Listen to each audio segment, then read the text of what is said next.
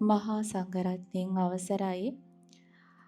යසෝදරා මෙහෙණියරණේ පින්වත් ලොකු මෑණින් වහන්සේ ඇතුළු සියලුම මෑණින් වහන්සේලාගෙන් අවසරයි. ශ්‍රද්ධාවන්ත පින්වතුනි, මේ ලෝකයේ මේ තුන් ලෝකේම උතුම්ම කාන්තා රත්නයක් ඇද්ද? ඒ මේ යසෝදරා උත්තමාවියයි. පින්වතුනි, එදා වෙසක් පුර 15ක පොහෝ දිනේ අපගේ මහබෝසතාණන් වහන්සේ මේ ලෝකයේ උපත ලැබපු ඒ අවස්ථාවේ ඒ මොහොතේදීම මේ ලෝකයට සුප්‍රබුද්ධ රජමාලිගාවේ පින්වන්ත දියණියක් උපත ලැබුවා. පින්වතුනි, මහබෝසතාණන් වහන්සේ උපත ලබද්දී මේ ලෝකය පුරා යම් එළියක් පැතිරී ගියාද, ඒ වගේම මේ දෙරණ හෙළවුණාද? පින්වතුනි, ඒ සුප්‍රබුද්ධ රජ මාලිගාවේ පිරිස හිතුවා මේ දියණිය නිසාවත්දෝ මේ ආශ්චර්යයන් සිද්ධ වෙන්නේ කියලා. පින්වතුනි, එදා ඒ බිහි වෙච්ච ඒ කුමරිය රත්තරම් පාටයි. හරි ලස්සනයි. පින්වතුනි, රත්තරම් පිළිමියක් කඹල වගේ. ඇය බිම්බා නම තිබ්බා යසෝදරා කියලා. පින්වතුනි, කපිලවස්තුපුරයේ සුද්ධෝදන රජ මාලිගාවේ ඒ සිදුහත් කුමාරයා පුන්සඳ වගේ වැඩෙද්දී යසෝදරා දේවිය වැඩුණා. ඒ පුන්සඳ පිටිපස්සෙන් යන ඕසදී තාරකාව වගේ. දැනගෙන හිටියේ නෑ සසර පුරාම එකට එන ඒ සෙනෙහස මේ ලෝකයට බිහි වෙලා කියලා. පින්වතුනි, ටික ටික ලොකු වෙද්දී ආරංචි වෙනවා මේ සිදුහත් කුමාරයා ගැන. පින්වතුනි, මේ සිදුහත් කුමාරයා හරි ලස්සනයි.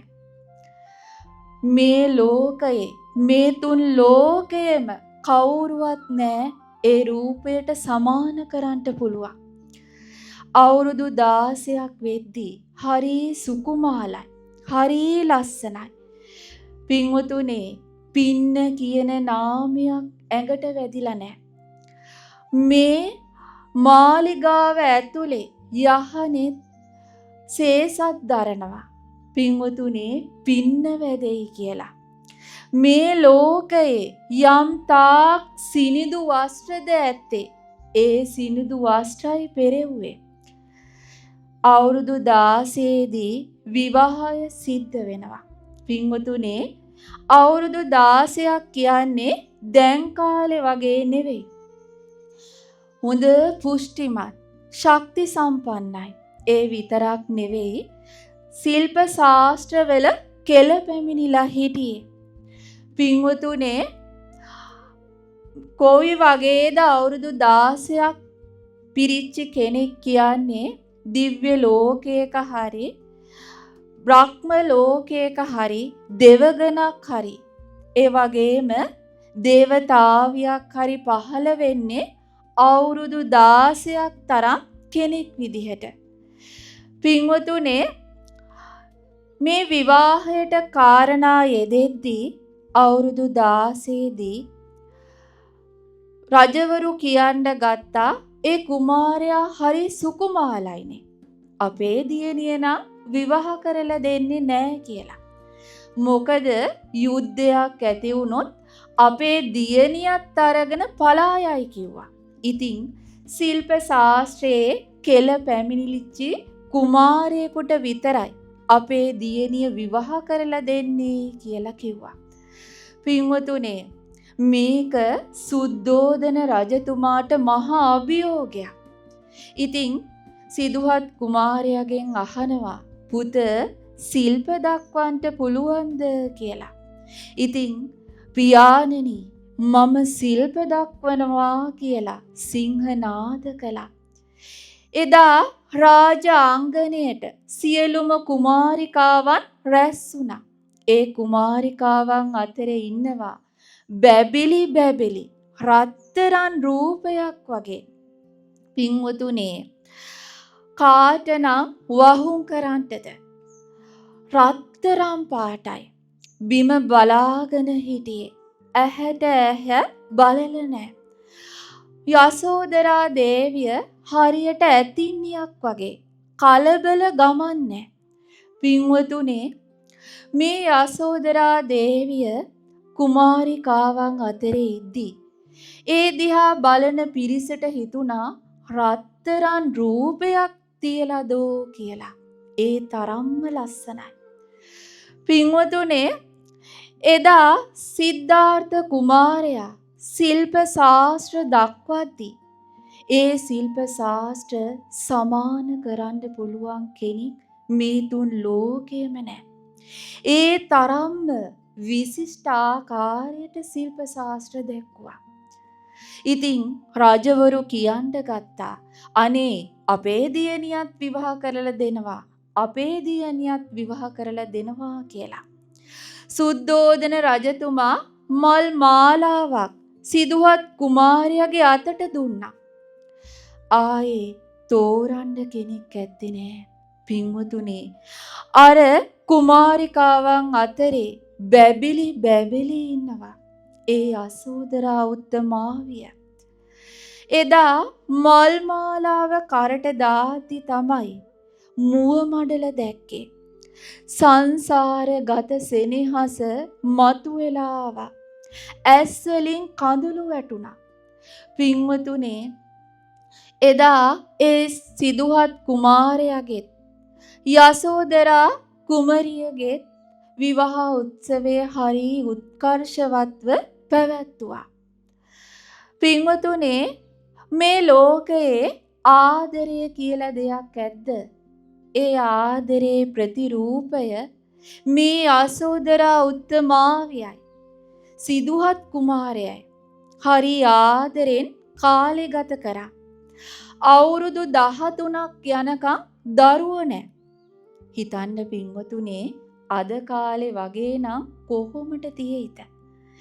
අහනවා කොච්චර කල්ද විවාහ වෙලා? තාම දරුවෝ නැද්ද? ගෙදර අයටත් වඩා පිට අයටයි ප්‍රශ්න. නමුත් පින්වතුනේ පින්වන්ත අම්මා කෙනෙකුට පින්වන්ත තාත්තා කෙනෙකුට පින්වන්ත දරුවෙක් කුසට එන්න ඒ පින්වන්ත දරුවා කොහේ ඉඳලා හරි එනකල් ඉන්න ඕන. සසර පුරාම පුතා වෙලා ආව කෙනා ඒ රාහුල කුමාරයා විවාහ වෙලා අවුරුදු 13කට පස්සේ අවුරුදු 29 වියේදී තමයි යසෝදරා දේවියගේ කුසේ පිළිසිඳ ගත්තේ. පින්වතුනේ එදා උයන් කෙලියට ගියපු ඒ සිදුහත් කුමාරයා සතර පෙර නිමිති දැකලා ගිහි ජීවිතය කලකිරිලා අබිනිෂ්ක්‍රමණය කරන්න හිතපු දවසේමයි මේ රාහුල කුමාරයා බිහි වෙන්නේ. රාහුල කුමාරයා හරි ලස්සනයි. තාත්තා වගේම රූපය. හිතන්න පින්වතුනේ පුතෙක්ගේ මූණ කාගේ වගේද? තාත්තා වගේ. ඉතින් දෙතිස් මහා පුරුෂ ලක්ෂණයෙන් සෝභමාන මහ බෝසතාණන් වහන්සේගේ ඒ සේයාවටම ඒ රාහුල කුමාරයා උපත ලබද්දී කොයිතරම්නම් ලස්සනට ඇත්ත. යසෝදරා දේවිය පුතු රාහුල ඉපදුනම් පස්සේ ලයට තුරුළු කරගෙන උයන් කෙලියට ගියපු ඒ සිදුහත් කුමාරයා එනකම් මග බලාගෙන ඉන්නවා. තාත්තට පෙන්නන්ට අම්මා කෙනෙක් දරුවෙක් ලැබුණම් පස්සේ හරි ආසයි මෙන්න ඔයා වගේම පුතෙක් ලැබුණා කියලා තාත්තට පෙන්නන්ට. ඉතින් ඒ යසෝදරා දේවියත් මේ බලාපොරොත්තුවෙන් මග බල බල හිටියා. නමුත් පින්වතුනේ වෙහෙස නිසාම නිින්ද ගියා. දරුවෙක් ලැබෙනවා කියන එක ලෙහෙසි පහසු දෙයක් නෙවෙයි.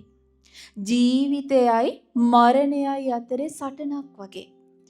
එදා සිදුහත් කුමාරයා අභිනිෂ්ක්‍රමණය කරන්ට ඒ යසෝදරා දේවියගේ සිරිහාන් ගබඩාවේ උළුවස්ස ළඟට ඇවිල්ලා බලාගෙන ඉන්නවා.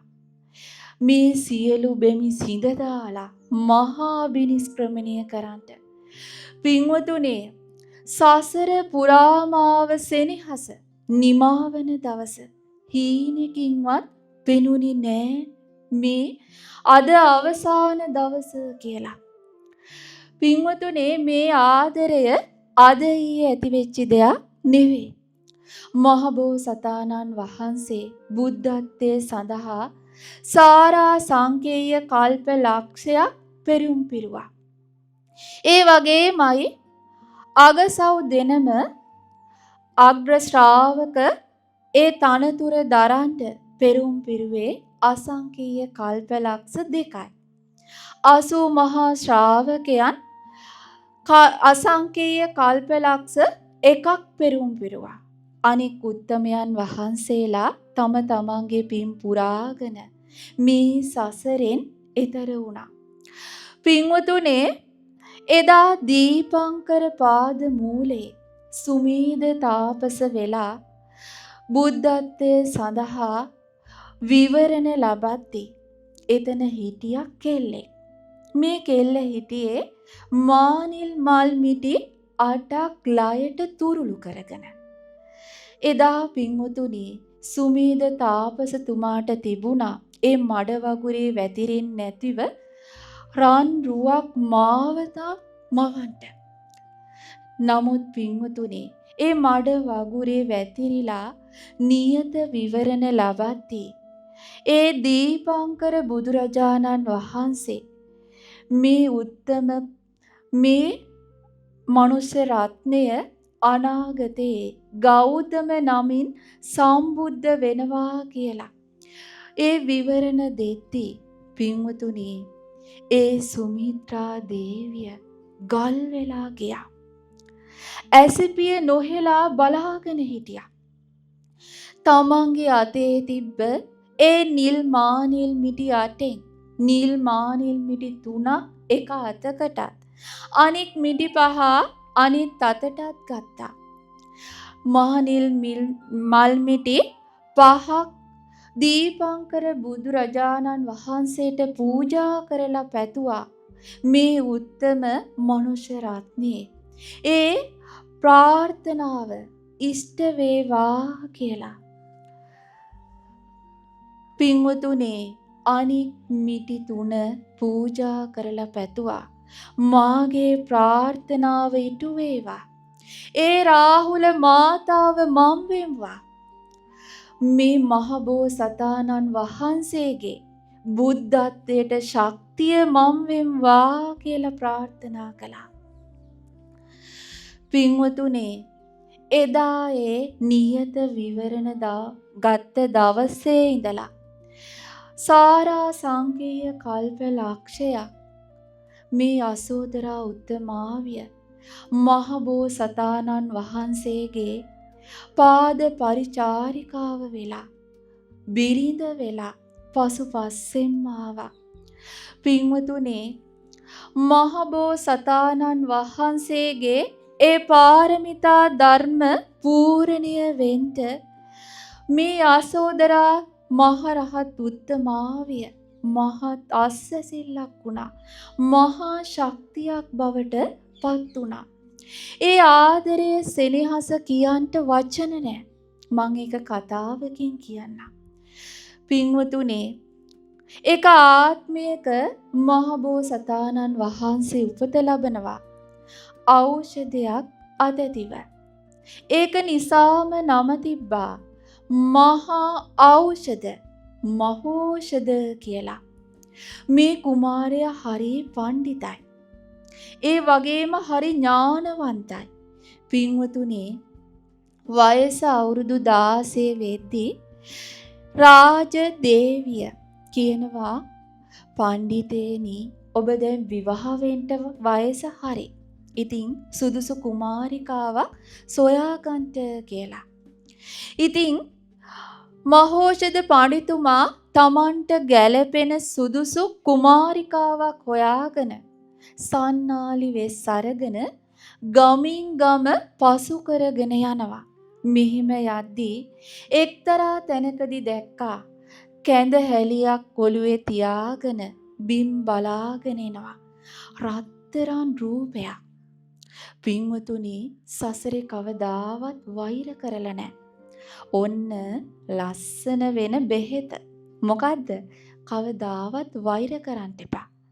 පින්වතුනේ මේ යසෝදරා උත්තමාවිය කවදාවත් සසරේ වෛර කරලා නැහැ. උපනුපන් ආත්මයක නිසා හැම රත්තරන් පාටයි. පින්වතුනේ මේ කාන්තාව දැක්ක විතරයි ඒ මහෝෂධ පඬිතුමාට ආදරයක් ඇති වුණා.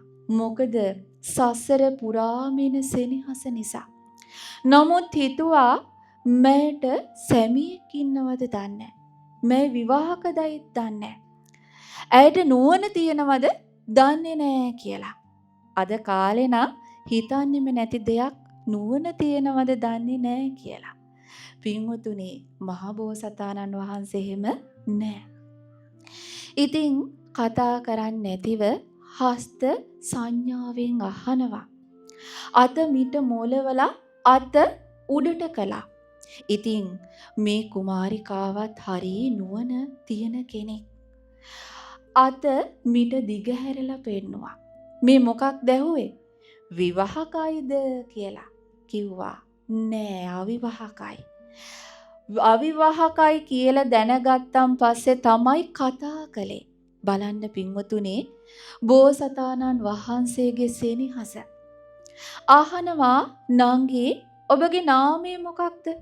කියනවා මේ ලෝකේ යම් කිසි කෙනෙක් පත් නොවන තත්ත්වයක් ඇද්ද ඒකයි මගේ නාමය. මොකද්ද පින්වතුනි? මේ ලෝකේ යම් කිසි කෙනෙක් පත් නොවන්නේ අමරණීයත්වයට. ඉතින් ඇහුවා නම අමරද කියලා. අහනවා නැගණියනි ඔය කැඳහැලියක් කොළුවේ තියාගෙන කාටද අරන් යන්නේ? කියනවා කුල දෙටුවට. කුල දෙටුවන් කියන්නේ කාටද? අම්මටයි තාත්තටයි. අහනවා තාත්තටද? තාත්තා මොකද කරන්නේ? එක දෙකක් කරනවා කිව්වා. ඒ කියන්නේ සීසානවා. අහනවා තාත්තා සීසාන්නේ කොහෙද? කියනවා යම් කිසි අයෙක් යම් තැනකට ගියයින් පස්සේ ආයේ එන්නේ නැද්ද? ඒ අසල තමයි සීසාන්නේ. කොහෙද? සුසාන භූමිය අසල. බලන්න පින්වතුනේ මේ ආදරය බැබලෙන්නේ නුවණින්මයි ප්‍රඥාවෙන්මයි. පින්වතුනේ අහනවා නැගණියනි ඔබ අද ආයෙනවද? කියනවා ආවොත් නම් එන්න වෙන්නේ නැහැ නාවොත් එත හැකි කියලා. ගඟෙන් එතර වෙන්න තියෙනවද කියලා අහනවා. ඇයි ගංගාවේ වතුර වැඩි වුණොත් එන්න විදිහක් නැහැ. හැබැයි ගංගාවේ වතුර නැත්නම් එගොඩ වෙන්න පුළුවන්. ඒ වෙලාවේ අමරා දේවිය මහෝසධ පඬිතුමාට කැඳ ටිකක් බොමු කියනවා.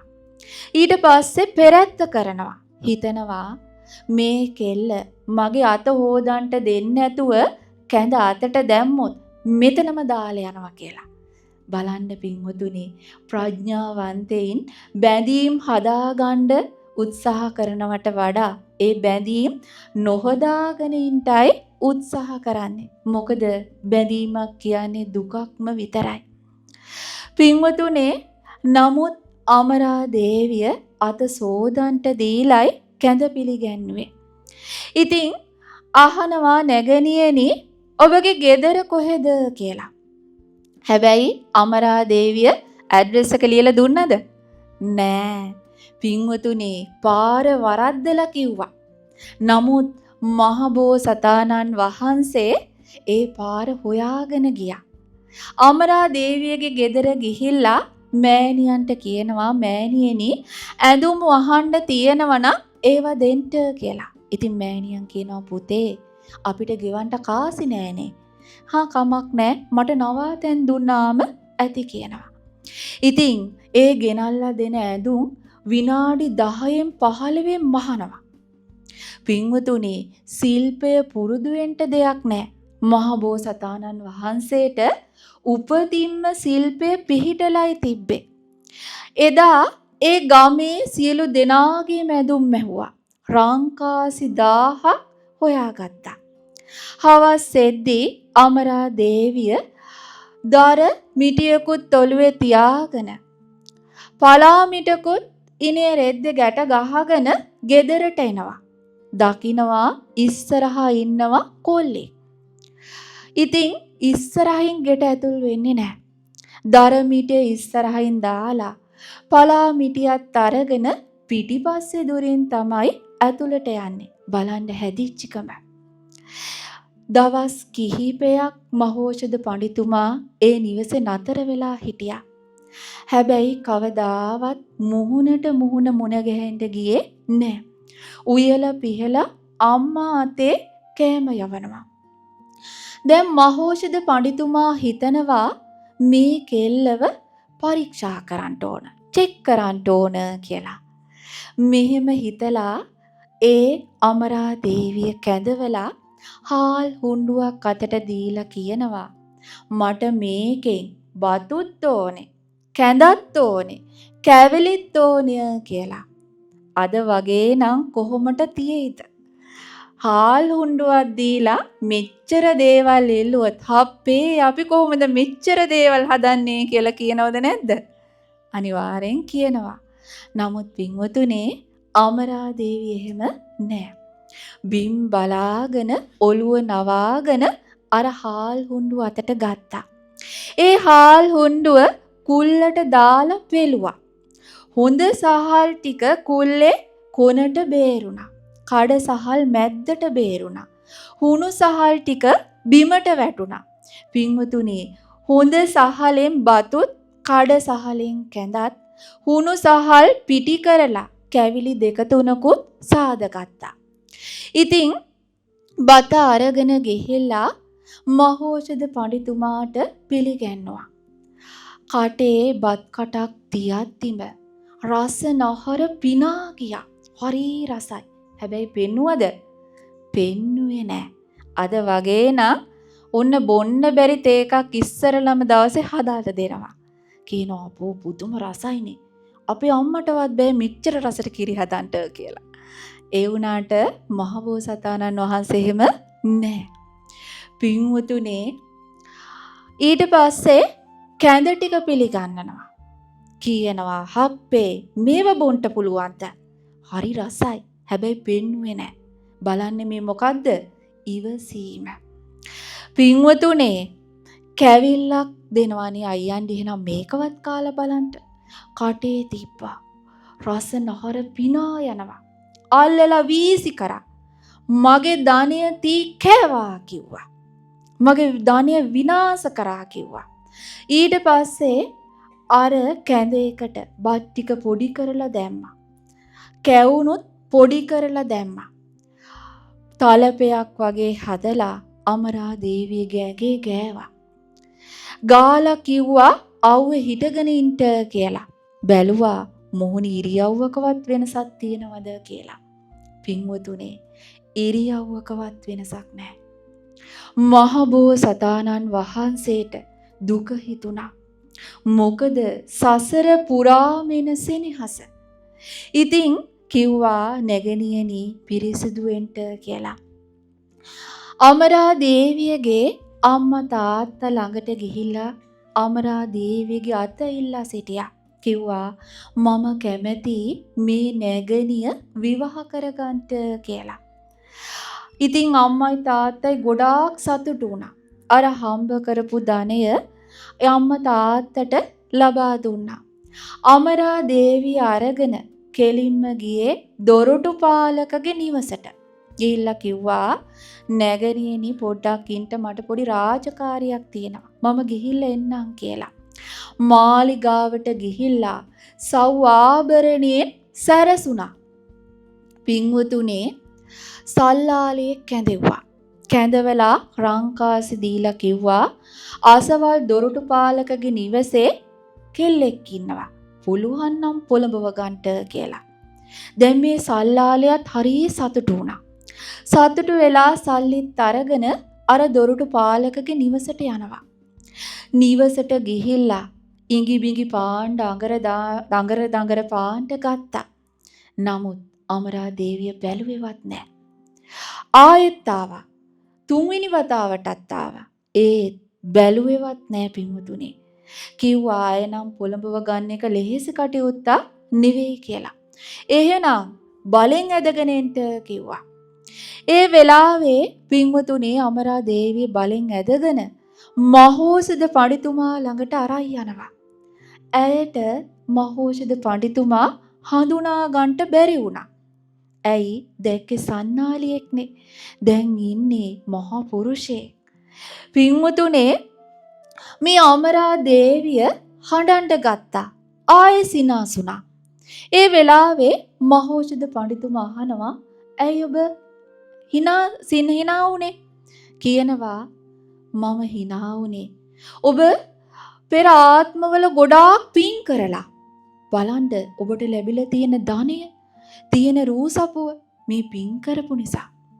ඇයි එතකොට ඔබ හැඬුවේ ඔබ මේ ඇදගෙන ආවේ පුරුෂයෙක් ඉන්න ස්ත්‍රියක්, සැමියෙක් ඉන්න ස්ත්‍රියක්, පව්කාරයා, ඔබ අපායයි කිව්වා. ඒ වෙලාවේ පින්වතුනි මහෝෂධ පඬිතුමා ආයෙත් මේ අමරා දේවිය දොරටු පාලකගේ නිවසට ඇරළුවා. සන්නාලි වේසයෙන් ගිහිල්ලා තමයි කැඳවගෙන ආවේ. බලන්න පින්වතුනේ සැමියටම ජීවිතේ පුදලා. ඒ සෙනෙහස. නමුත් මේ ආත්මේ සදහටම වෙන් වෙනවා. හීනකින්වත් පෙනුනේ නෑ මේ බව. පින්වතුනේ එක ආත්මයක හංසයන් වෙලා උපත ලබනවා. ස්වාමි හංසයා මල පුඩුවට හසු වෙනවා. අනික් හංසයෝ සියලු දෙනාම හංස රජතුමා දාලා පලා යනවා. නමුත් ස්වාමි හංසයාගේ ඒ මල පුඩුව වටා පිහින තනි රැක්ක ඒ හංස දේනුව කවුද? මේ යසෝදරා උත්තමාවියයි. දුකේදී අත්හැරියේ නෑ පින්වතුනේ. පින්වතුනේ ආදරය කියන්නේ වැටෙන කඳුල පිස දාන දෙයක්. අවස්ථාවාදී දෙයක් නෙවෙයි. දුකේදී ළඟ ඉන්න කෙනෙක්. ඒ දුක කරට ගන්න කෙනෙක්. දුකට අස්වැසිල්ලා. කඳුළු සාගරයක් මැද අත්වල් අල්ලගෙන ඉන්න කෙනෙක්. පින්වතුනේ අද කාලේ එවන් ආදර දකින්නත් හරි දුර්ලභයි. ඉතින් මේ සෙනෙහස ගැන අහන්න ලැබීමත් පිනක් පින්වතුනේ. පින්වතුනේ එක ආත්මයක සඳ කිඳුර වෙලා ඉද්දී ඒ සඳ කිඳුරට බ්‍රහ්මදත්ත රජතුමා ඊතලයකින් විදිනවා. ඊතලය වැදිලා සඳ කිඳුරා බිම ඇදගෙන වැටෙද්දී සඳ කිඳුරිය ඒ සඳ කිඳුරව තුරුළු කරගෙන කඳුළු සලා හැඬුවා. වචන නැමැති ඊතල වලින් විදලා ඒ බ්‍රහ්මදත්ත රජතුමා පළවා හැරියා. පින්වතුනේ මේ සඳ කිඳුරිය හඬපු තරම් කොච්චරද කියන්නේ?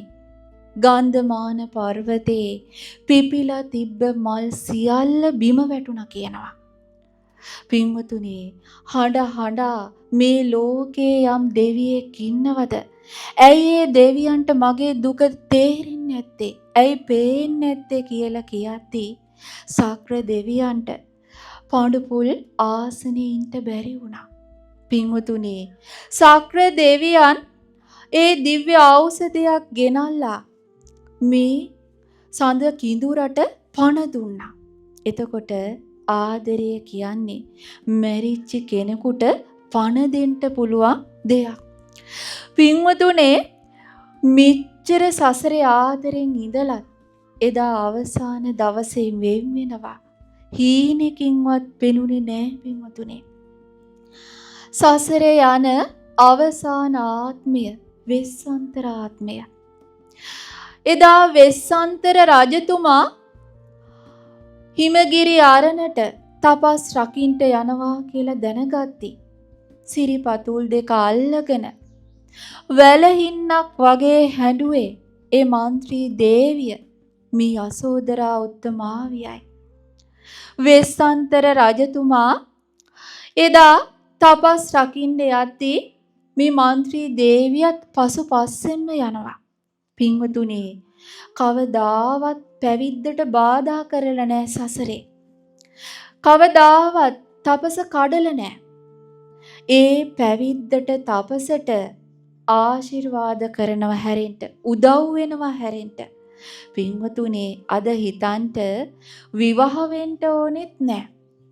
ආදරවන්තියගෙන් ආදරවන්තය අහනවා අනේ මම පැවිදි වෙන්නද කියලා. එතකොට කොහොම තියේද? පොළවේ පස් කාලා හරි තියාගන්නවද නැද්ද? ඒ උත්තම ගමනට බාධා කරනවා. නමුත් යසෝදරා උත්තමාවිය කවදාවත් සසරේ පැවිද්දට බාධා කරලා නැහැ පින්වතුනේ. පින්වතුනේ එදා මේ මන්ත්‍රී දේවිය හීනියක් දැක්කා. උදෑසනම අවදි වෙලා ඇවිල්ලා තමන්ගේ ස්වාමියාට කියනවා ස්වාමීනි මම ඊයේ හීනියක් දැක්කා. මම දැක්කා මගේ ඇස් දෙක රකුසෙක් ඇවිල්ලා ගලවගෙන යනවා. මේ හදවත පළලා මේ හදවත ඒ රකුස අරගෙන යනවා දැක්කා. අනේ ස්වාමීනි මොකක් හරි කරදරයක්වත්ද කියලා ඇහුවා. ඒ වෙලාවේ මහ බෝසතාණන් වහන්සේ දැනගත්තා මේ දරු දෙදෙනා දන් දෙන්න අද මට අවස්ථාවක් ලැබෙනවා. වනයේට කවුරු හරි කෙනෙක් අද එනවා මේ දරු දෙදෙනා ඉල්ලගෙන. ඉතින් කියනවා මන්ත්‍රී වැඩිය හිතන්න එපා. ඔබ පළවෙල නෙලන්ට යන්න කියලා පිටත් කරලා හරිනවා. ඒ අතරේ ජූජක බමුණා දරුවන් ඉල්ලගෙන එනවා. පින්වතුනේ මේ දරු දෙදෙනා ජූජක බමුණා දැකලා බය වෙනවා. යකෙක් කියලා ගිහිල්ලා හැංගෙනවා. හැංගිලා ඉද්දී පුත ජාලිය කියලා එකවරක් හඬගාති. පින්වතුනේ දෙපාරක් කතා කරනකම් හිටියේ නෑ සසරේ. මේ රාහුල කුමාරයා කන යකෙක් මාව කාවදෙන් බිලිගන්න යකෙක් මාව බිලිගත්ත දෙන් කියලා ඇවිල්ලා පිය රජතුමාගේ කකුලේ එල්ලිලා හඬා වැළපෙනවා. ඒ වගේමයි දුව ක්‍රිෂ්ණ ජිනා කියලා කතා කරද්දී සසරේ දෙපාරක් කතා කරනකම් ඉඳලා නැහැ. උප්පලවන්නා තෙරණිය. පින්වතුනේ සැඟවිලා හිටපු පොකුණෙන් එළියට ඇවිල්ලා පිය රජතුමාගේ අනිත් කකුල බදාගෙන කෑ ගහලා හඬනවා. අනේ අප්පච්චි අපි ඔය රකුසට නම් දෙන්න එපා අප්පච්චි කියලා. මහ බෝසතාණන් වහන්සේ ඒ දරු දුක දරාගත්තා. පින්වතුනේ දරු දුක දරාගෙන අත් දෙක බැඳලා වැල් පොටකින් අර ජූජක බමුණට දරු දෙදෙනා දන් දුන්නා. දරු දෙදෙනා ටික දුරක් ගිහිල්ලා වැල් පොට කඩාගෙන ආයෙ දුවගෙන ආවා. අප්පච්චි අනේ අපිව ඒ රකුසට නම් දන් දෙන්න එපා. අප්පච්චි අපිව බය බේරගන්න. කකුල් දෙක අල්ලගෙන කෑ ගහනවා. දරු දෙදෙනා හඬන හැඬුමින් ඒ කඳුළු වලින් සිරිපතුල් දෙක තෙමුණා පින්වතුනේ. මහබෝසතාණන් වහන්සේට දරු දුකට ඇස්සලින් වැටුනේ කඳුළු නෙවෙයි පින්වතුනේ. ලේ. අර දරු දෙදෙනාගේ ඇඟට ලේ වැටෙනවා. මේ තුන් ලෝකයේ කිසිම තාත්තා කෙනෙකුගේ ඇස්සලින් දරු දුකට ලේ වැටිලා නැහැ. මගේ මහබෝසතාණන් වහන්සේගේ ඇස්සලින් වැටුනේ දරු දුකට ලේ. මෙහෙම ලේ වැටෙද්දිනොත් බුද්ධත්වයේ පතාගෙන දරු දෙදෙනා දන් දෙනවා. පින්වතුනේ පළවැල නෙලන්ඩ ගියපු මන්ත්‍රී දේවිය එනවා. ඇවිල්ලා දුව ක්‍රිෂ්ණජිනා පුත ජාලිය කියලා කතා කරනවා. දරු දෙදෙනා පේන්ට නෑ. හඬා වැළපෙනවා. හැම තැනම දුවනවා. මේ විදිහට දරු දුකට දිව්වේ මේ යසෝදරා උත්තමාවියයි පින්වතුනේ. එදා එළි වෙනකම් දිව්වා. එකම තැනකට 100,000 වාරයක් දුවගෙන ගිහිල්ලා බලනවා. හඬ ගානවා. පින්වතුනේ එළි වෙනකල් දුවලා අවසානයේදී කෙහෙල් කඳක් ඇදගෙන බිම ඇද වැටෙනවා වගේ බිම ඇදගෙන වැටුණා. මාස 7ක් පිරිසිදු බඹසර සිරු රැක්කා. මහබෝසතාණන් වහන්සේ හිතුවේ ඇය මිය ගියා කියලා. මිය ගියාද බලන්ට පින්වතුනි ඒ මන්ත්‍රී දේවිය ඔඩොක්කුවට ගන්නවා. හිස කකුල් දෙකේ තියාගෙන බලනවා. මහබෝසතාණන් වහන්සේගේ ඇස් වලින් වැටිච්ච ලේ බිඳු මන්ත්‍රී දේවියකගේ ඇස් වලට වැටෙනවා. ඉතින් ඇයට සිහිය ලැබෙනවා. අහනවා ස්වාමීනි කෝ අපේ දරු දෙදෙනා කියලා. කියනවා මන්ත්‍රී මම දරු දෙදෙනා දන් දුන්නා. දන් දුන්නා කියද්දි පින්වතුනි මේ අත් දෙක එකතු කරලා සාදුකාර දුන්නා. ඇයි මට කලින් කිව්වේ නැත්තේ? දරුවෝ දන් දුන්නා කියලා. එහෙමනම් මම සාදුකාර දෙනවනේ කිව්වා. පින්වතුනි ඒ දරු දුක දරාගත්තා. මහබෝසතාණන් වහන්සේගේ බුද්ධත්වය පතාගෙන. සක්‍ර දෙවියන් බමුණෙකුගේ වෙස් අරගෙන ඇවිල්ලා මේ මන්ත්‍රී දේවිය ඉල්ලනවා. ඒ වෙලාවේ මහබෝසතාණන් වහන්සේ බුද්ධත්වයේ පතාගෙන මන්ත්‍රී දේවියත් අතපැන්වත් කරලා දන් දෙනවා. පින්වතුනේ ඒ වෙලාවේ අය මුහුණේ ඉරියව්වක්වත් වෙනස් කරේ නැහැ. කවදාවත් මෙහෙම දන් දෙද්දී අනේ බෑ මට යන්න කියලා නැහැ. පින්වතුනේ මහබෝසතාණන් වහන්සේගේ බුද්ධත්වයේ ඉක්මන් කළේ මේ යසෝදරා උත්තමාවියයි. ඇතැම් ආත්ම භව තිබුණා පින්වතුනේ රාක්ෂයන් යක්කු එනවා මනුස්ස වේසේ යසෝදරා දේවිය ඉල්ලගෙන. බුද්ධත්වයේ අරබයා ඇයව දන් දෙනවා. මහබෝසතාණන් වහන්සේ ඉදිරියේම ඒ රාක්ෂ වේශය අරගෙන නැත්නම් මනුස්ස වේශය අතහැරලා ඇයව කඩ කරලා කනවා. ඒ වෙලාවේ පින්වතුනේ පුංචිවත් අමනාපයක් තරහක් හිතෙන් හිතලා නැහැ. මගේ සැමියාගේ ඒ සම්බුද්ධත්වයට මේක ආශිර්වාදයක්ම වේවා. මෙහෙමයි ඇය ප්‍රාර්ථනා කළේ. පින්වතුනේ මෙච්චර ආදරෙන් සෙනෙහසෙන් හිටපු ඒ උතුම් කාන්තා රත්නිය සදහටම එදා වෙන් වෙන දවසේ හීනකින්වත් ඒ බව පෙනුනේ නෑ පින්වතුනේ. එදා මහබෝසතාණන් වහන්සේ මහා අභිනිෂ්ක්‍රමණය කළේ යසෝදරා ආය ඔබට සසරේ මං හඬන්ට දෙන්නේ කියලා. ඔබ ඇතුළු සියලු සත්වයන්ට ආයේ මේ දුක උරුම නෑ මං ඒ දුක විඳින්න දෙන්නේ නෑ කියලයි එදා අභිනිෂ්ක්‍රමණය කළේ. පින්වතුනේ යසෝදරා දේවිය එදා උදෑසනම අවදි වෙලා අර මොල කැටි රාහුල කුමාරයා ලය මඩලට තුරුළු කරගෙන සිදුවත් කුමාරයා හැම තැනම හොයනවා. කාමරයක් ගානේ හොයනවා දරුවා පෙන්නන්නට. දකින්න නැති නිසා හඬා වැළපෙනවා. චන්න ඇමති ඇවිල්ලා ඒ ආභරණ පෙන්නති. ඇයගේ පපුව පිච්චිලා ගියා. එදා යසෝදරා දේවියගේ පපුව පැලුනේ නැත්තේ පින්වතුනේ මේ ආත්මයේ ඇය රහත් භාවය සාක්ෂාත් කරන නිසාමයි. මේවා දකිද්දි ඒ ආභරණ දකිද්දි පින්වතුනේ හඬාගෙන දුවගෙන යනවා සිරිහන් ගබඩාවට. දුවගෙන ගිහිල්ලා හඬ හඬා ප්‍රාර්ථනා කරනවා. මම මේ හඬන හැඬුම මේ හූල්ලන හීල්ලිල්ල මගේ සැමියට මහබෝසතාණන් වහන්සේට හීනකින්වත් පේන්න එපා කියලා හිතනවා.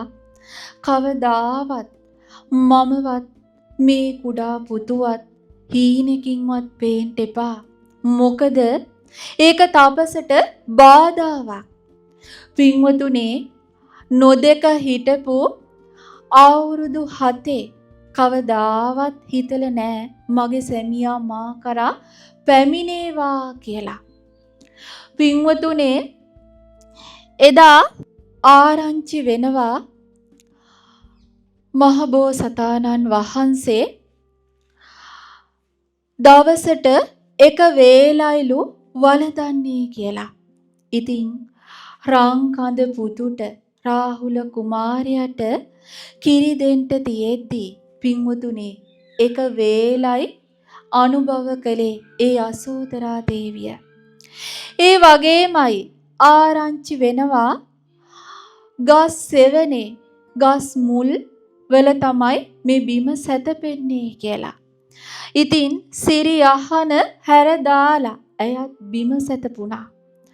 ඒ වගේම පින්වතුනේ කසා වස්ත්‍ර හඳිනවා කියලා දැනගෙන ඇයත් සුසිනිදු සේල අතහැරලා දාලා කසාවත් දැරුවා. තමන්ගේ මුළු ජීවිතේම ස්වාමියා වෙනුවෙන් කැප කළා. පින්වතුනේ මෙහිම කාලයක් යද්දී අවුරුදු 7ක් යද්දී කපිලවස්තුපුරයට පණිවිඩයක් එනවා. අපගේ ගෞතම සම්මා සම්බුදුරජාණන් වහන්සේ වඩිනවා කියලා.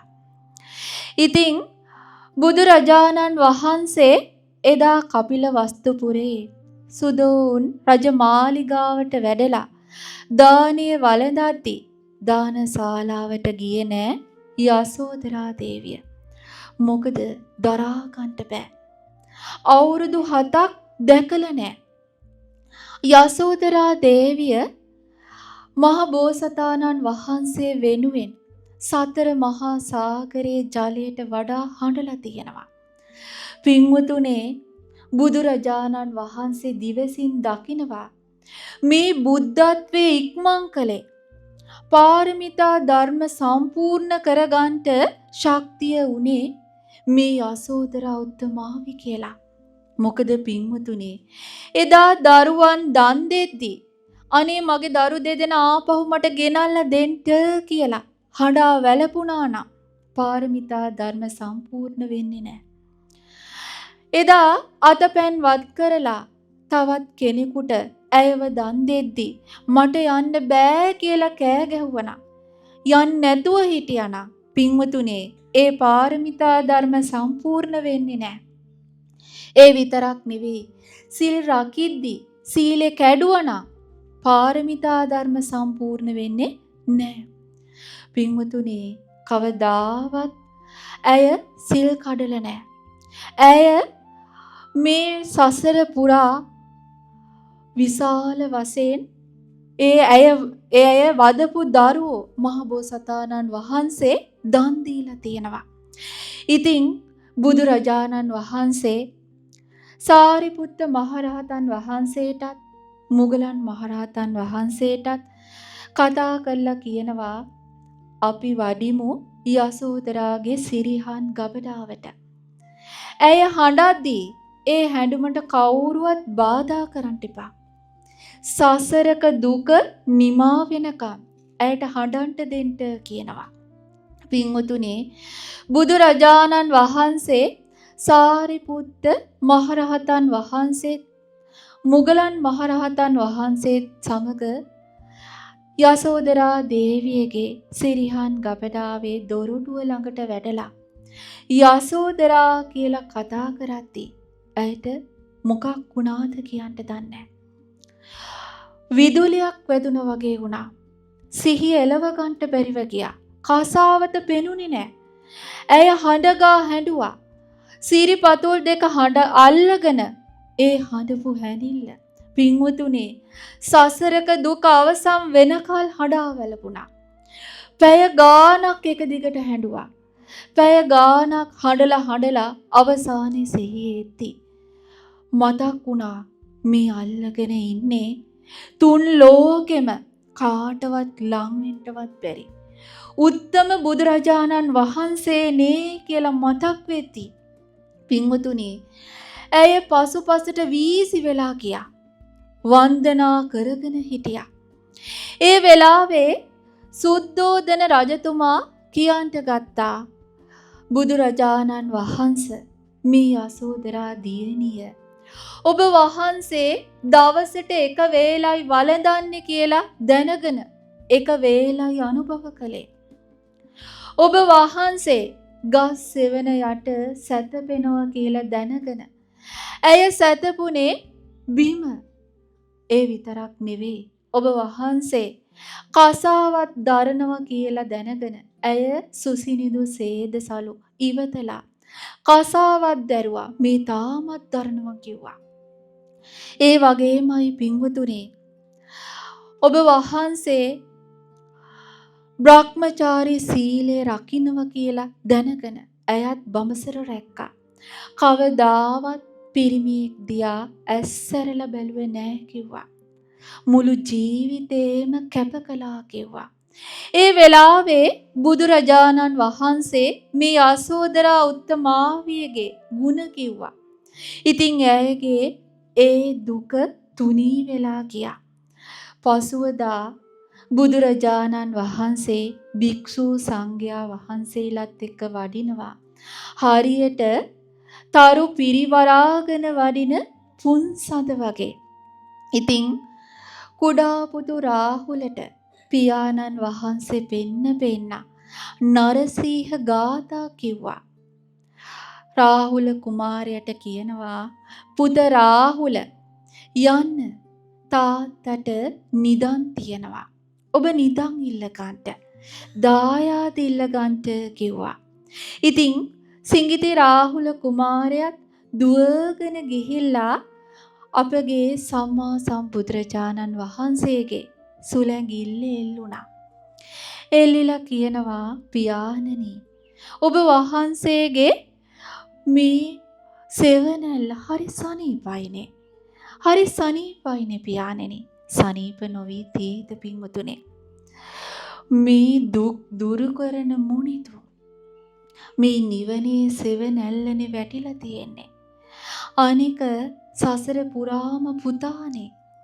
පින්වතුනේ සුලංගිල්ල එල්ලිලා කියනවා අපේ අම්මා කිව්වා ඔබ වහන්සේ මගේ තාත්තලු. ඔබ වහන්සේ ළඟ නිදන් තියනවලු.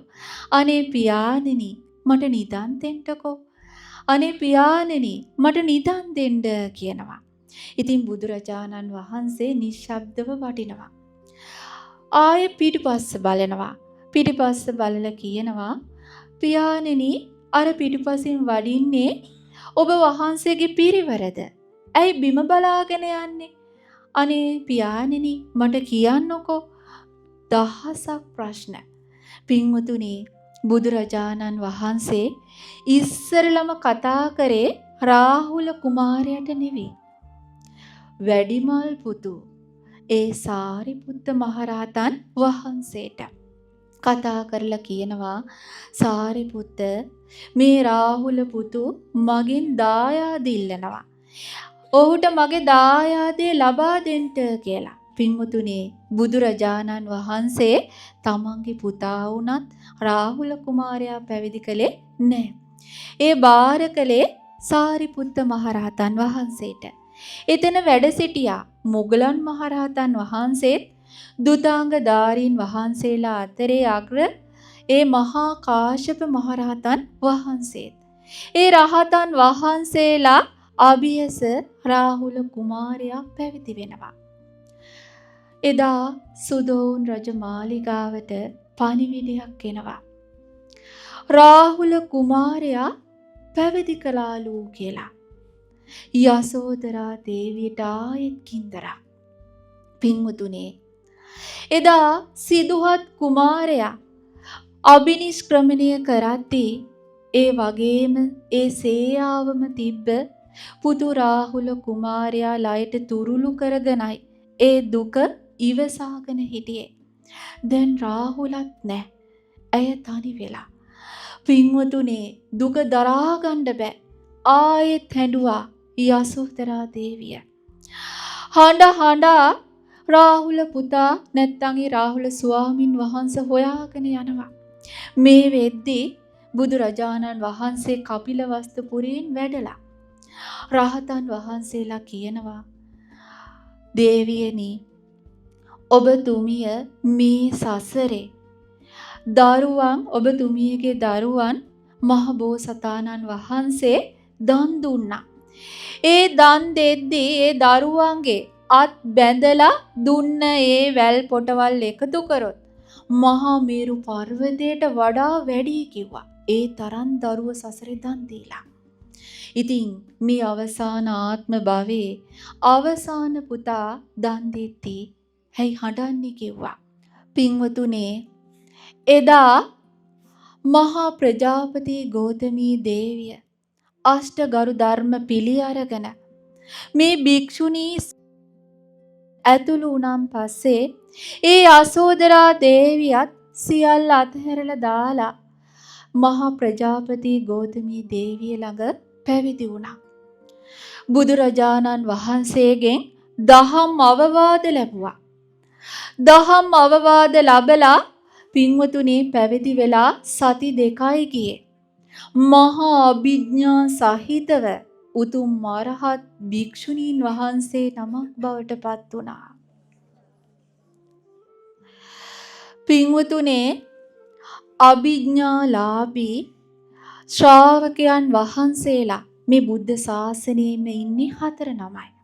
ඒ තමයි සාරිපුත්ත මහරහතන් වහන්සේ, මුගලන් මහරහතන් වහන්සේ, බක්කුල මහරහතන් වහන්සේ, ඒ වගේම මේ යසෝදරා මහරහත් උත්තමාවියත්. පින්වතුනේ ඇයට පුළුවන් ඒ උත්තමාවියට පුළුවන් අසංකේයයක් කල්ප ලක්ෂ එක මොහොතකින් සිහි කරන්නට. පින්වතුනේ බුදුරජාණන් වහන්සේට ඒ බුද්ධත්වයේ සඳහා සහාය වුණේ ඒ වගේම ශක්තියක් වුණේ මේ යසෝදරා ඒ උත්තමාවියයි. ඉතින් මේ බුදුරජාණන් වහන්සේගේ බුද්ධත්වයට උපකාර කරපු අය. ඒ වගේම මහා අභිඥා සහිත අය. ඒ වගේම විශේෂ 이르දි බල සහිත අය. චුතූපපාත ඥානය සහිත අය. දිවස් නුවණ සහිත අය. ආසවක්කය ඥානය සහිත අය. පින්වතුනි බුදුරජාණන් වහන්සේ ධර්මයේ දේශනා කරති වැඩ සිටියේ භික්ෂුණීන් වහන්සේලාගේ කෙළවරේ. පින්වතුනි හරි අප්‍රසිද්ධ ජීවිතයක් ගත කරේ. මේ යසෝදරා මහරහත් උත්තමාවිය පින්වතුනි ජීවත් වුණේ මොකවත් දන්නේ නැති සාමණේරි භික්ෂුණියක් වගේ. පින්වතුනි මේ යසෝදරා උත්තමාවියගේ එක තේජසක් තිබුණා. ඒ තමයි ඇය දිහා කාටවත් බලන්න බෑ. දානේ බෙදනවා කිසිම පිරිමි කෙනෙකුට ඇගේ මුහුණ බලන්න බෑ. හැඩිදැරි පුරුෂයෙකුටවත් ඇගේ මුහුණ එකෙල්ලේ බලන්න හැකියාවක් ඇත්තේ නැහැ. ඇය ඒ තරම් තේජාන්විතයි. ඒ තරම් කාන්තිමත්. ඒ තරම්ම ලස්සනයි. පින්වතුනේ මේ යසෝදරා උත්තමාවිය මෙහිම කාලේ ගත කරද්දී ඇයට ඒ තේජාන්විත භාවය නිසාම ලාභ සත්කාර ගලාගෙන ආවා. ගොඩාක් අය කැමති වුණා ඇයට උපසත්කාර කරන්නට. නමුත් පින්වතුනේ යසෝදරා උත්තමාවිය ඒ ලාභ සත්කාර වලට කැමති වුණේ නැහැ. ඒක නිසාම විශාලා මහ නුවරට වැඩම කළා. ඒ වගේමයි පින්වතුනේ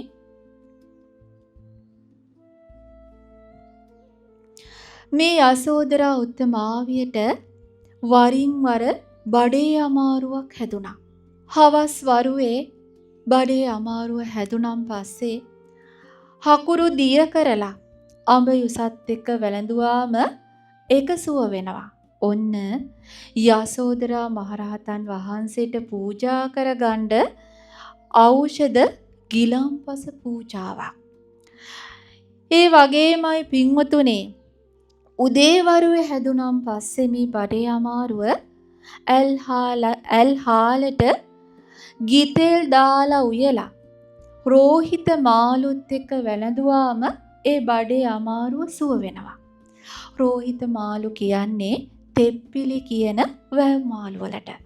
පින්වතුනි ඔන්න යසෝදරා උත්තමාවිය වෙනුවෙන් පූජා කරගන්න පුළුවන් භෝජන පූජාවක්. පින්වතුනි මේ උත්තමාවියට පුද පූජාවන් කරන්න සසරක පව් ගෙවෙනවා. පින්වතුනේ මේ වගේ මේ විදිහට කාලේ ගත වෙද්දී අවුරුදු 78ක් පිරෙද්දී මේ යසෝදරා උත්තමාවිය තීරණය කරනවා මම දැන් පිරිනිවන් පාන්න ඕන කියලා. පිරිනිවන් පාන්න ඕන කියන සිතිවිල්ල සිතද්දී මේ මහ පොළව සෙලවිලා ගියා. ඒ ආරාමේ හිටපු අනෙකුත් භික්ෂුණීන් වහන්සේලා ඇවිල්ලා කියනවා ආර්යාවෙනි මහ පොළව සෙලවුණා. ඇයිද දන්නේ නැහැ. ඒ වෙලාවේ යසෝදරා උත්තමාවිය කියනවා ආයුෂ්මත් භික්ෂුණීන් වහන්සේ ප්‍රිය භික්ෂුණීන් වහන්සේ ඒ මගේ සිතුවිල්ලක් නිසා මේ මහ පොළව කම්පා වුණේ මගේ සිතුවිල්ලක් නිසාමයි කිව්වා. ඉතින් අහනවායි කුමක්ද කියලා කියනවා මම හිතුවා පිරිනිවන් පාන්න. ඉතින් මගෙත් එක්ක බුදුරජාණන් වහන්සේ සමීපයට වඩිමු. පිරිනිවන් පාන්න අවසර ගන්නට. ඒ වෙලාවේ පින්වතුනේ බුදුරජාණන් වහන්සේ සමීපයට මේ යසෝදරා උත්තමාවිය වඩිනවා. වැඩලා පිරිනිවන් පාන්න අවසර ඉල්ලමින් කියනවා ස්වාමීනි භාග්‍යවතුන් වහන්සේ ඔබ වහන්සේ සමග මේ සසර පුරා මම පැමිණියා. ඒ සසරේ එද්දී දැනුවත්ව හෝ නොදැනුවත්ව හෝ මාතින් පුංචි හරි වැරද්දක් සිද්ධ වුණා නම් මට සමාව ලබා දෙනසේක්වා. මට සමාව ලබා දෙනසේක්වා කියලා සමාව පැතුවා එතුමිය. පින්වතුනේ ආයමත් කියනවා ස්වාමීනි භාග්‍යවතුන් වහන්සේ ඔබ වහන්සේ මේ සසරේ ගමන් කරද්දී 24ක් බුදුරජාණන් වහන්සේලාට දන් දීදී බුද්ධත්වයේ පැතුවා. ඒ දන් මගේ අතින් සකස මා ඔබවම පැතුවා කිව්වා. පින්වතුනේ යසෝදරා මහරහත් උත්තමාවිය සසරේ මහ බෝසතාණන් වහන්සේ දාන පාරමිතා පුරද්දී ඒ දාන පාරමිතාවට සාදුකාර දීලා ඒ පින අනුමෝදන් වුණා. පින්වතුනේ පිනක් අනුමෝදන් වීමේ අසිරිය බලන්ට ඇයත් බුදුරජාණන් වහන්සේගේ ඒ බුද්ධ ශාසනයේදීම පිරිනිවී සැනසුණා. පින්වතුනේ ආයමත් කියනවා ස්වාමීනි භාග්‍යවතුන් වහන්සේ මට බෑ ඔබ වහන්සේ කලින් පිරිනිවන් පානවා බලන්න. ඒක නිසා මගේ කැමැත්ත ඔබ වහන්සේට කලින් පිරිනිවී යන්න. ඉතින් ඒ සඳහා මට අවසර දෙන්න කියලා අවසර ඉල්ලනවා. අපගේ භාග්‍යවතුන් වහන්සේ වදාලා පින්වත් භික්ෂුණීන් වහන්සේ ඔබ 이르දි ප්‍රාතිහාර්ය පාන්ට මේ සකල ලෝවැසියන්ගේ හිතසුව පිණිස 이르දි ප්‍රාතිහාර්ය පාන්ට කිව්වා. ඒ වෙලාවේ යසෝදරා මහරහත් උත්තමාවිය ඒ වෙලාවේ යසෝදරා මහරහත් උත්තමාවිය බුදුරජාණන් වහන්සේගේ සිරිපතුල් වන්දනා කරලා මේ අහසට පැන නැංගා. පින්වතුනි, භික්ෂුණීන් වහන්සේලා 1000ක්ම වනවා. 1000ක්ව ඉඳලා එක්කෙනෙක් බවට පත් වෙනවා. අහසේ සක්මන් කරනවා. එක වෙලාවක ගුරුළු වේසයක් මවාගෙන ඒ අත්තටු වලින් මුළු පෘථුවියම වහනවා. ආයෙමත් බුදුරජාණන් වහන්සේගේ සිරිපා ළඟට ඇවිල්ලා ඒ ගුරුලගේ හොට තියලා වන්දනා කරනවා. නාගයන් බය වෙද්දි කියනවා, බය වෙන්න එපා, මම යසෝදරා කියලා. පින්වතුනි, ඊර්ධි බලයෙන් ඇත්රුවක් මවා ගන්නවා. මවාගෙන කුංච නාද කරනවා. දස දහසක් සක්වලට ඇහෙන්න. ඒ වගේමයි ඉර මඩල අතට අරගෙන පෙන්නනවා. තවත් වෙලාවක සද මඩල අතට අරගෙන පෙන්නනවා. පින්වතුනේ, ඒ වගේම සක්‍ර දෙවියන්ගේ භවන මවනවා. සක්‍ර දෙවියන්ට හිතා ගන්න බෑ තව්තිසාව මේකද කියලා. පින්වතුනි, ඒ වගේමයි සක්‍ර දෙවියන්ගේ වේසය මවා ගන්නවා. දෙවියන්ට හිතන්න බෑ හරි සක්‍ර දෙවියන් කවුද කියලා. මහා බ්‍රහ්මයාගේ වේසය මවා ගන්නවා. පින්වතුනි, සියලුම බ්‍රහ්ම රාජයෝ වන්දනා කරනවා. බලනවා කවුද මේ අලුත් බ්‍රහ්ම රාජයා කියලා. ඒ වෙලාවේ කියනවා, මම යසෝදරා කියලා. බලන්න පින්වතුනි, කාන්තාවකගේ ප්‍රාතිහාර්ය. පින්වතුනි, කාන්තාවන්ගේ උත්තම කාන්තා රත්නය මේ යසෝදරා මහරහත් උත්තමාවියයි. පින්වතුනි, මේ යසෝදරා උත්තමාවියගේ මෙහිම කෙනෙක්නේ කියලා එදා දැනගත්තා. මිච්චර 이르දි බලපාලා කියනවා, මම අපගේ භාග්‍යවතුන් වහන්සේගේ ගිහි කල බිරිඳ යසෝදරා, රාහුල මාතාව. ඒ යසෝදරා මමයි, මේ ඔබලට මාගේ අවසාන දැක්මයි කියනවා. පින්වතුනි, ඒ වෙලාවේ තමයි දන් දුන්න පිරිස, දෙවි දේවතාවෝ පවා යසෝදරා එමේ උත්තමාවිය කවුද කියලා දැනගත්තේ. ඒ ආකාශයෙන් බැහැලා ඇවිල්ලා අපගේ සම්මා සම්බුදුරජාණන් වහන්සේගේ සිරිපතුල් අභියස වන්දනා කරලා පස්සෙන් පස්සට ගියා. බුදුරජාණන් වහන්සේ පියවර කිහිපයක් ඉදිරියට ගියා. ඒ වෙහෙරේ වැඩ සිටපු සියලුම භික්ෂූන් වහන්සේලා වෙහෙර කෙළවර දක්වා යසෝදරා මහරහතන් වහන්සේගේ පිටුපසින් ඇවිදගෙන ගියා. භික්ෂුණීන් වහන්සේලා 1000ක් සමග ආරාමයට වැඩම කළා. ආරාමයට වැඩම කරලා පින්වතුනි, පාරියංකෙන් වැඩ ඉඳලා භාවනාවට සමවැදුණා, සමාධි සුවයට. එහෙම සමවැදිලා ඉඳගෙන ඉන්න ඒ ඉරියව්වෙන්ම පිරිනිවන් පෑවා. පින්වතුනි, මේ මහ පොළව සලිත වුණා. දෙවි මිනිස් ප්‍රජාව කම්පා වුණා. මේ උත්තම ගුණකඳ අනේ පිරිනිවන් පෑවනේ කියලා.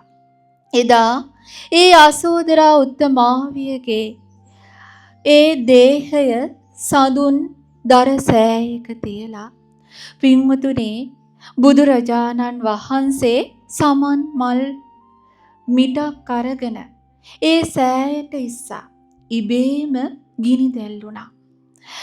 ඒ ගින්දර වලින් ඒ සෑය දැවිලා පින්වතුනේ ඉතිරි වෙච්චි භස්මාවශේෂ තැන්පත් කරලා රජගහ නුවර ඉදි කළා.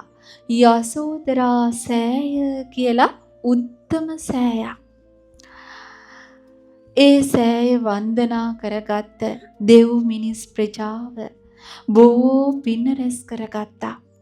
පින්වතුනේ මේ උත්තමාවියට වන්දනා කරන්නට මේ තුන් ලෝකෙම උතුම්ම කාන්තා රත්නයට වන්දනා කරගන්නට පින්වතුනේ සංසාරෙම පව් ගෙවෙනවා. ඉතින් මේ උත්තමාවියගේ ගුණ කඳට අප සියලු දෙනාගේම නමස්කාරය වේවා. සාදු සාදු සාදු. හොඳයි මං කිව්වට පස්සේ කියන්න. යාබිරූපා දස්සනීයා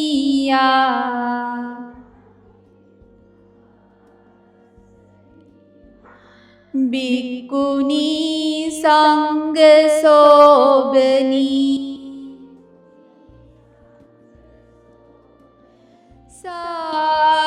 සාසවා පරික්ඛිනා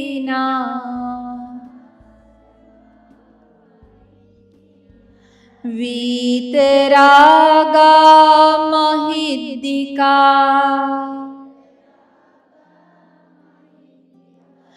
තන් මහා පුඤ්ඤවතින් පරිනිබ්බුතින්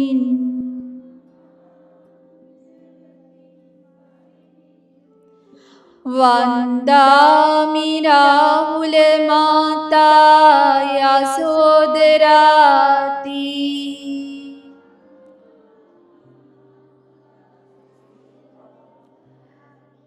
සාදු සාදු සාදු. හොඳයි. අද දවසේ මේ රැස් කරගත්ත මේ උත්තම පින මුලින්ම අපි සියලුම දෙවියන්ට අනුමෝදන් කරමු. සියලුම දෙවියෝ මේ පින අනුමෝදන් වෙත්වා. දෙවියන්ගේ ආරක්ෂාව රැකවරණය මේ පුණ්‍ය භූමියටත් මේ පින්වතුන් සියලු දෙනාටත් ලබා දෙත්වා. දෙවියෝද මේ පින් බලයෙන් උතුම් චතුරාර්ය සත්‍ය ධර්මයම අවබෝධ කර ගනිත්වා. සාදු සාදු. ඒ වගේම මේ රැස් කරගත්ත සියලුම පින් ගෝසිංග වනාරණේ වැඩ වාසය කරන අපගේ පින්වත් කල්යාණ මිත්‍ර ගුරු දේවෝත්තම ලොකු ස්වාමින් වහන්සේ ඇතුළු සියලුම ස්වාමින් වහන්සේලාටත් යසෝදරා මෙහෙණි අරණේ වැඩ වාසය කරන අපගේ පින්වත් ලොකු මෑණින් වහන්සේ ඇතුළු සියලුම මෑණින් වහන්සේලාටත් රටවාසී ලෝවාසී සියලුම භික්ෂූන් වහන්සේලාටත් මෙහෙණින් වහන්සේලාටත් පැවිදි අපේක්ෂක දූපුතුන්ටත් මේ පින වෙත්වා. ඒ උතුමන් වහන්සේලාත් උතුමියන් වහන්සේලාත් මේ පින් බලයෙන් උතුම් චතුරාර්ය සත්‍ය ධර්මයම අවබෝධ කර ගනිත්වා. සාදු සාදු සාදු. ඒ වගේම විශේෂයෙන්ම අද දවසේ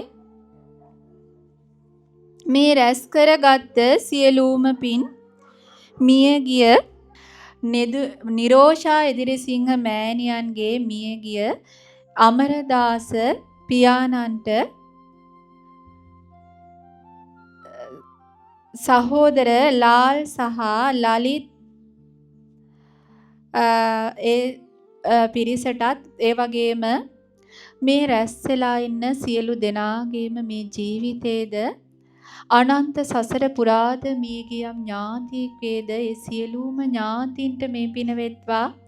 ඒ ඥාතින්ගේ පරලොව ජීවිත සැපවත් වෙත්වා සුවපත් වෙත්වා. ඒ ඥාතින්ටත් ගෝර භයංකර සසරින් අත් මිදෙන්නම මේ පින හේතු වාසනාම වේවා. සාදු සාදු සාදු. ඒ වගේම අද දවසේ මේ උත්තම පින මේ උත්තම යසෝදරා පිළිම වහන්සේ පූජා කරගනු ලැබුවේ අයර්ලන්තයේ පදිංචි නිරෝෂා අම්මා.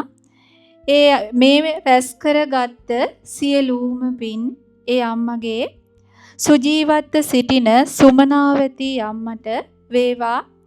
ඒ වගේම පවුලේ සැමටත් සිල්වා මහතාගේ පවුලේ සැමටත් මේ පින වේවා. ඒ වගේම මේ පිනට නන් අයුරින් උදව් උපකාර කරපු මේට සහභාගී වෙච්ච සියලුම දෙනාට ඒ වගේම මේ පින්කම දැක බලා සතුට වෙච්ච යමෙක් වේද ඒ සියලුම දෙනාට මේ පින වෙත්වා. ඒ සියලු දෙනාගේම ගිහි කටයුතු ඒ වගේම දරුවන්ගේ අධ්‍යාපන කටයුතු රැකී ආරක්ෂා කටයුතු සර්වපකාරයෙන් සාර්ථක වේවා. සියලුම දෙනා නිදුක් වේවා, නිරෝගී වේවා, සුවපත් වේවා.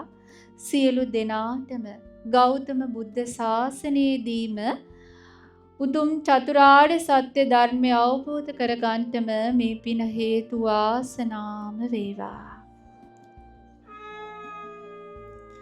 හොඳයි, වන්දනා කරගන්න මෑණින් වහන්සේලා ආශිර්වාද කරනවා. සබ්බීතියෝ විවච්ඡන්තු සබ්බ රෝගෝ විනස්සතු මාතේ භවත්තන්තරායෝ සුඛී දීඝායුකෝ භව බෞද්ධ සබ්බ මංගලං රක්칸තු සබ්බ දේවතා සබ්බ බුද්ධානුභාවේන සබ්බ ධම්මානුභාවේන සබ්බ සංඝානුභාවේන සදා සොත්ති භවන්තු තේ. නිදුක් වේවා, නිරෝගී වේවා, සුවපත් වේවා, සුවපත් වේවා. උතුම් චතුරාර්ය සත්‍ය ධර්මය අවබෝධ කරගන්න මේ පින හේතු වාසනාම වේවා.